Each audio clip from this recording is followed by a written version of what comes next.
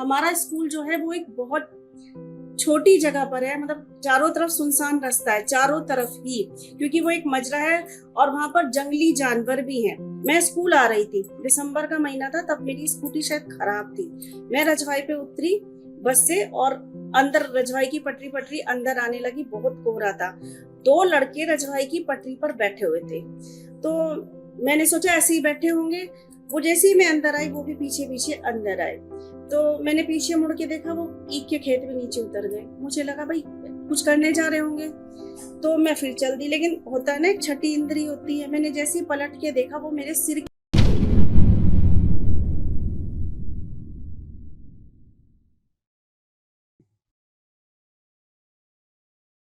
आज की शाम आपके नाम स्वागत है आप सभी का टीवीटी पॉडकास्ट पर।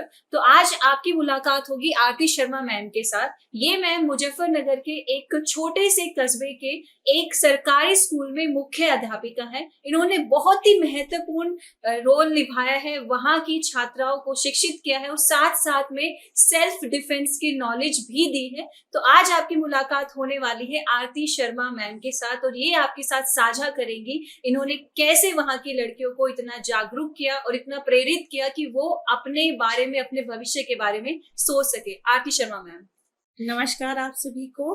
मेरा नाम आरती शर्मा है। मैं मुजफ्फरनगर में कुकड़ा गांव की पास एक मजरा है, रुस्तमगढ़ या कुकड़ी, वहां पर प्राथमिक विद्यालय में प्रधानाध्यापिका के पद पर कार्यरत हूँ। बहुत अच्छा लगा आपसे मिलकर, आपसे बात कर कर। मैम, आपसे कुछ वहाँ के इंसिडेंट्स हम लोग डिस्कस करेंगे। आपने बताया कि वहाँ उस स्कूल में पहले गर्ल्स जो हैं वो आती नहीं थी, कम आती थी, जी बहुत मैम। कम। तो आपने कैसे उन लड़कियों को मोटिवेट किया कि आप स्कूल आए, आप यहाँ पर से अपनी बेसिक एजुकेशन को गेन करें? तो कैसे आपके सफर की शुरुआत हुई? जब मैं इस विद्यालय में आई तो यहाँ पर बच्चों की संख्या 70 से भी कम थी। तो मैंने सोचा, पहले तो मैंने भी ध्यान नहीं दिया, लेकिन मैंने कहा नहीं, ये गलत है। जब हम जिस काम के लिए विद्यालय में आ रहे हैं, वो काम तो होना ही चाहिए, क्योंकि शिक्षक एक ऐसा व्यक्ति होता है जिसका काम खाली शिक्षा देना ही नहीं, और चीजें भी होती है। क्योंकि शिक्षक की ही गोद में एक निर्माणकर्ता भी हो सकता है और प्रलय देने वाला भी हो सकता है। चाहे तो वो किसी चीज का निर्माण करे, चाहे तो वो प्रलय ले आए। तो मैंने सोचा क्यों, बच्चे वहां बहुत कम आते थे, चाहे लड़कियां हो चाहे लड़के, कारण हमारा स्कूल जो है वो एक बहुत छोटी जगह पर है, मतलब चारों तरफ सुनसान रास्ता है, चारों तरफ ही, क्योंकि वो एक मजरा है और वहां पर जंगली जानवर भी हैं। सांप हुआ, जैसे बिज्जू का भी आ जाता है, और एक जानवर होता है, आप लोग शायद जानते भी हो, नहीं भी, पटगा वो बोलते हैं उसको, है ना, वो भी होता है। लेकिन उसके अलावा कुछ गलत लोग भी वहां पर आते थे। तो लेकिन आजकल आप सब जानते हैं कि हमारे समाज में पेरेंट्स लड़कियों की सुरक्षा को लेकर बहुत चिंतित रहते हैं, तो ये चिंता करना स्वाभाविक है। तो हमने जैसे घर घर जाके, मैंने और मेरे स्कूल के टीचर्स ने संपर्क किया कि आप बच्चों को स्कूल क्यों नहीं भेजते। तो रिजल्ट यही निकल के आया कि हम क्यों भेजे, जब रास्ता सुनसान है, हमारी बच्चियों के या बच्चों के साथ कुछ हो गया तो कौन जिम्मेदार है। हमें लगा उनकी बात बिल्कुल सही है, अगर उनकी जगह हम होते तो हम भी यही सोचते। तो हमने सोचा कि कुछ दिन तो हम लोगों ने ऐसा किया कि सुबह गार्जियन छोड़ जाएं, हम बच्चों के पीछे पीछे गए, लेकिन हमने सोचा ऐसे कब तक चलेगा, ये तो गलत बात है। क्योंकि कुछ ऐसा करना चाहिए कि ये बच्चियां बिल्कुल कॉन्फिडेंस से स्कूल आए, बिना डरे स्कूल आए, सारे ही बच्चे। तो फिर एक दिन क्या हुआ, मेरी बेटी घर पर लाठी से खेल रही थी, तो उसने कहा मम्मी आप अपनी स्कूल की बच्चियों को लाठी चलाना क्यों नहीं सिखाते हो। मैंने कहा हाँ, ये तो बहुत अच्छी बात है। और तब से लगभग 4 साल हो गए मुझे अपनी स्कूल की बच्चियों को लाठी सिखाते हुए, और उसके सकारात्मक परिणाम ये आए कि आज हमारे स्कूल में बच्चियां बेखौफ होके स्कूल आती है। एक घटना हुई थी पहले, तो मेरे साथ भी शुरुआत में एक घटना हुई थी, तब तक मैंने लाठी चलाना नहीं सिखाया था। मैं स्कूल आ रही थी, दिसंबर का महीना था, तब मेरी स्कूटी शायद खराब थी। मैं रजवाई पे उतरी बस से और अंदर रजवाई की पटरी अंदर आने लगी। बहुत कोहरा था। दो लड़के रजवाई की पटरी पर बैठे हुए थे, तो मैंने सोचा ऐसे ही बैठे होंगे। वो जैसे ही मैं अंदर आई, वो भी पीछे पीछे अंदर आए। तो मैंने पीछे मुड़ के देखा, वो ईख के खेत में नीचे उतर गए। मुझे लगा भाई कुछ करने जा रहे होंगे, तो मैं फिर चल दी। लेकिन होता है ना, एक छठी इंद्री होती है। मैंने जैसे ही पलट के देखा, वो मेरे सिर के ऊपर ही थे और उन्होंने मेरी तरफ अपना हाथ बढ़ाया था कुछ लेने के लिए। तब मैंने डर के मारे इतनी जोर से चीखी और डला उठाया उनको मारने के लिए। और जब मैंने आंखें खोली, डला हाथ में था, उनका पता नहीं था वो कहाँ है, लेकिन डर में भी गई थी। मैंने कहा जब मैं डर रही हूँ तो वो छोटे बच्चों का और उनके पेरेंट्स का डरना तो लाजमी है। तो फिर मैंने बच्चियों को लाठी चलाना सिखाना शुरू किया। और जब मैंने सिखाना शुरू किया, पहला ही साल हुआ था सिखाते हुए, एक लड़की थी कक्षा 5 में, तो वो छुट्टी में घर जा रही थी 3 बजे के बाद, सर्दियों में। तो क्या हुआ कि कोई आदमी, 3-4 बच्चे थे, कोई आदमी उसको मिला, तो उसने कहा लाठी नहीं थी उसके पास उस वक्त, क्योंकि हर जगह तो लाठी नहीं मिल सकती, मिल जाती है, आसानी से मिल जाती है, उसमें खर्चा भी नहीं था, लेकिन उस वक्त लाठी नहीं थी। लेकिन उसके दिमाग ने काम किया, उसने क्या किया, वहां एक डला पड़ा हुआ था, ईंट का रोड़ा अच्छा बड़ा, उसने उसको उठाया और कहा आजा वरे तुझे मैं बताऊं। और वो आदमी के खींच के मारा, लेकिन उसको लगा नहीं, वो भागता चला गया, फिर वो नजर नहीं आया। तो उनमें इस तरह से बहुत कॉन्फिडेंस आया। और इसका एक रिजल्ट ये भी आया, बच्चे सिर्फ अब सेल्फ डिफेंस में ही नहीं, गेम्स में भी बहुत आगे बढ़ने लगे। हमारे स्कूल के बच्चे मंडल तक खेलने जाने लगे, जबकि संख्या कम है, लेकिन फिर भी खेलों में भी बढ़ चढ़कर हिस्सा लेते हैं, सेल्फ डिफेंस में हिस्सा लेते हैं। आज कई संस्थाएं उन्हें सम्मानित कर चुकी हैं, उनके साथ साथ मुझे भी। वहाँ के कई डीएम उनको सम्मानित कर चुके हैं, मुझे भी।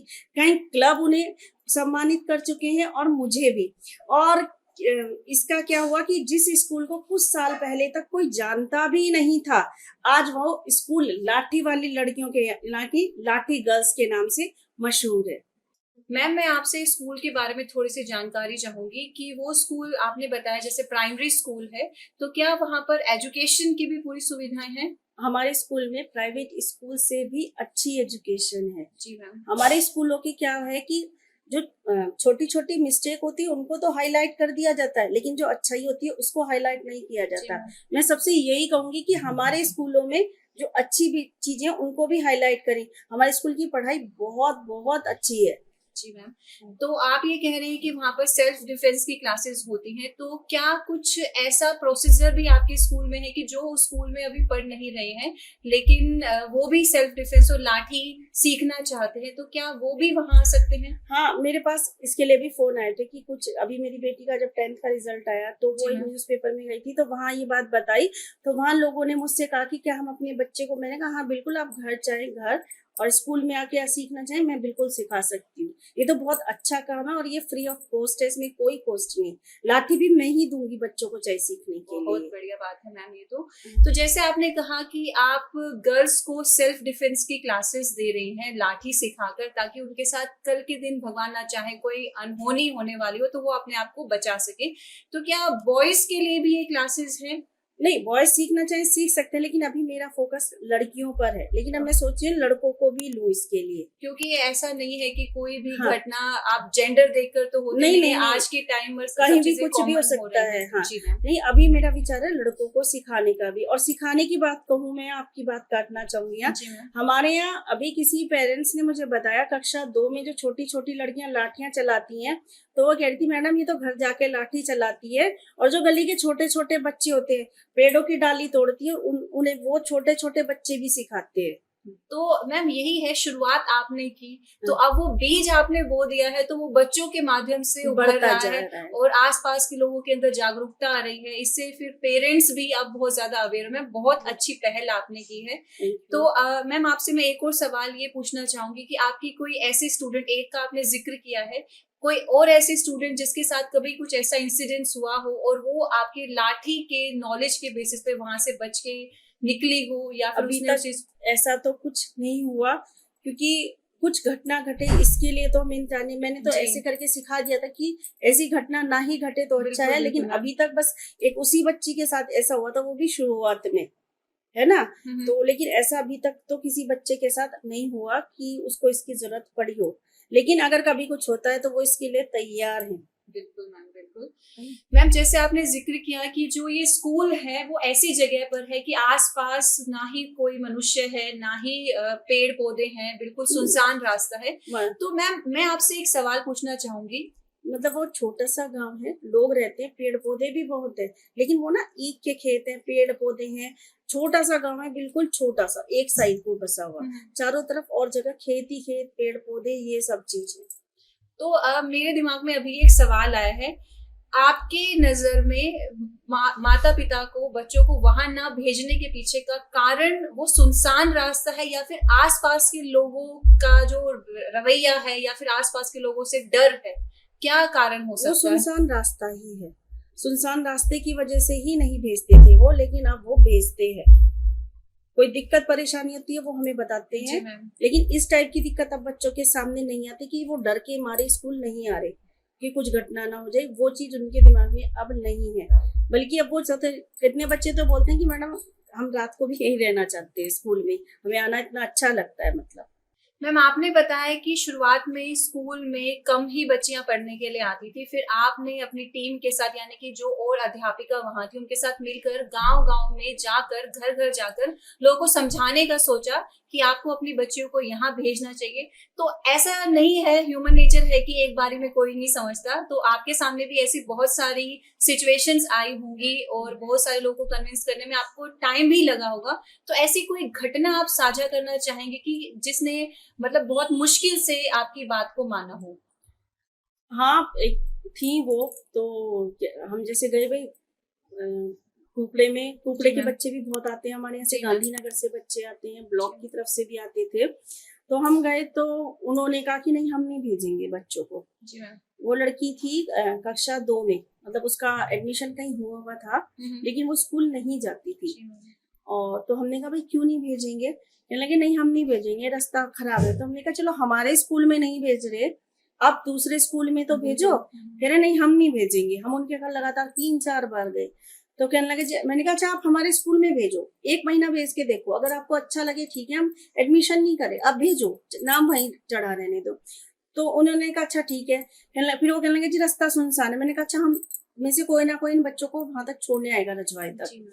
तो छुट्टी के टाइम हम लोग छोड़ने आने लगे, वो बच्ची आने लगी, उसे स्कूल में बहुत अच्छा लगा। इस दौरान मैंने वो लाठी चलाने का शुरू किया। उस लड़की ने इतनी अच्छी, वो मुस्लिम थी बाई कास्ट, इतनी अच्छी लाठी चलाने लगी कि उस लड़की ने तब अपनी पढ़ाई कंटिन्यू करी। वो हमारे स्कूल में ही 5th पास करके अब वो 7th क्लास में है और शायद वैदिक पुत्री या जैन में वो जा रही है, मतलब वो कंटिन्यू स्कूल जा रही है। यहाँ उसने कक्षा 2 में एक बार पढ़ाई छोड़ दी थी। जी मैम।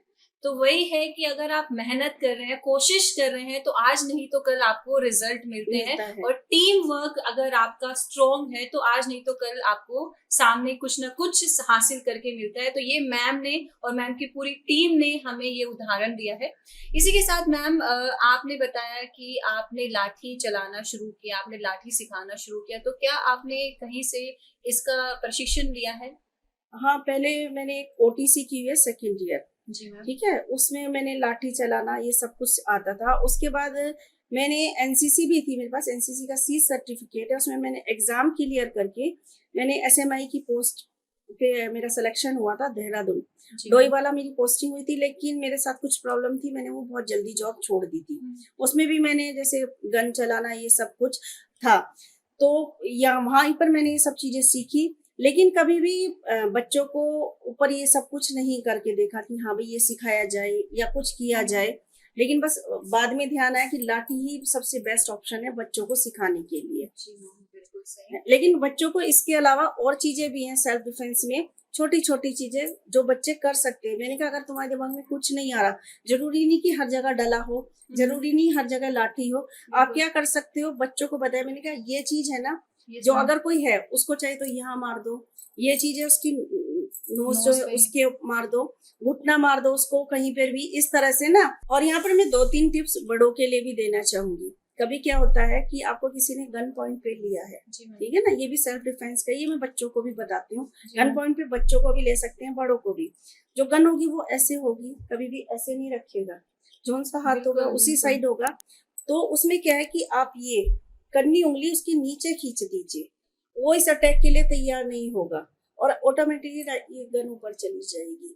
या कोई आपको लग रहा है आपके ऊपर अटैक करने आ रहा है, बहुत तेजी से भाग के आ रहा है, आप एकदम शांत खड़े रहिए। जैसे ही वो आप आए सिर्फ आप 1 कदम पीछे हट जाइए, वो अपनी झोंक में नीचे गिर जाएगा और फिर आपको जो करना है, मारना है, पीटना है, आप कर सकते हैं। या बच्चों से कहा घर पे हो, आप अकेले हो, घर में लाल मिर्च होती है, आपको लग रहा है आप आंखों में डाल दो।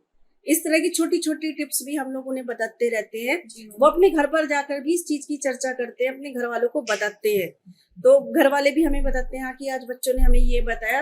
मतलब घर वालों का भी पूरा सपोर्ट होता है, गांव वालों का भी पूरा सपोर्ट होता है, क्योंकि बिना सपोर्ट के कुछ भी संभव नहीं है, चाहे हम जितनी भी कोशिश कर लें। मैम, गांव देहात में कुछ लोग ऐसे भी होते हैं जो मतलब लड़कियां पढ़ ली, इतना काफी है, सेल्फ डिफेंस क्या ही करेंगी, कल के दिन घर ही तो संभालना है, कहाँ इनको बाहर जाना है। तो ऐसे विचार वाले भी गांव में बहुत लोग होते हैं जिन्होंने आपके शुरुआती सफर में काफी अड़चने भी की होंगी। तो आपने उनको कन्विंस करके अपने साथ जोड़ा कैसे, मतलब कैसे उनको हाँ, आपने शुरुआत convince में किया? एक दो लोगों ने कहा कि हाँ सिर उड़वा रहे सबके, एक दूसरे बिल्कुल, इस तरह से बोला। तो मैंने कहा कि नहीं, कुछ सीखेंगे, कुछ करेंगे, कुछ ना बिल्कुल। कुछ उसके वो भी होगा।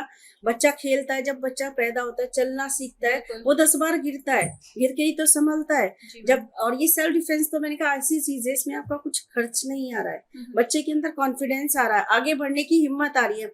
आप बोल रहे हो कि आपकी लड़की पढ़ेगी लिखेगी, चूल्हा चौका, शादी हो जाएगी। मैंने कहा आगे के वक्त का किसी को नहीं पता, हो सकता है उसे कुछ करना पड़ जाए, कोई जॉब करनी पड़ जाए, अपनी पढ़ाई कंटिन्यू, तो उसके अंदर अगर ये सेल्फ डिफेंस से कॉन्फिडेंस भी आता है बच्चों को, तो हो सकता है वो आगे कुछ कर जाए, आगे किसी बहुत बड़ी पोस्ट पर पहुंच जाए। तो इस तरह से समझाया तो उनकी समझ में आया। मैम, वैसे तो ये बात कहते हैं कि प्रत्यक्ष को प्रमाण की आवश्यकता नहीं होती, अगर आपके अंदर टैलेंट है तो सामने वाले को अपने आप ही दिख जाता है। मैं आपसे मैडम एक बात कहना चाहूंगी, आप सब लोग जो ये भी वीडियो देख रहे हैं, आप सबसे मेरी एक रिक्वेस्ट है, आप अपनी बच्चियों को जिनको घर पर बैठा कर रखा है, उनको चांद जैसा मत बनाना, उनको सूरज जैसा बनाना। चांद को घूरने वाला नहीं चाहिए, सूरज की तरह चमकने वाला होना चाहिए, जिसे अगर कोई घूरे तो उसकी नजरें झुक जाए। उनको पढ़ने लिखने के लिए आप घर से बाहर निकालो, उनके अंदर इतना आत्मविश्वास भर दो कि वो आपका ही नहीं पूरे देश का नाम रोशन करें। कौन सा टैलेंट किस घर में छिपा है ये ना आपको पता है ना हमें पता है, क्योंकि ये हमारे देश की बेटियां आज कहाँ कहाँ नहीं जा रही हैं, इसके अलावा मुझे कुछ कहने की जरूरत नहीं है, आप सब जानते ही हैं। इसलिए आप सबसे मेरी रिक्वेस्ट है, आप प्लीज अपने बच्चों को पढ़ने से मत रोको, पढ़ना उनका अधिकार है और ये एक अपराध है अगर आप बच्चों को घर में बैठा रहे हैं घर के काम के लिए। बस आप उन्हें पढ़ने के लिए घर से बाहर भेजें, जरूर भेजें, उनको विश्वास करके भेजें।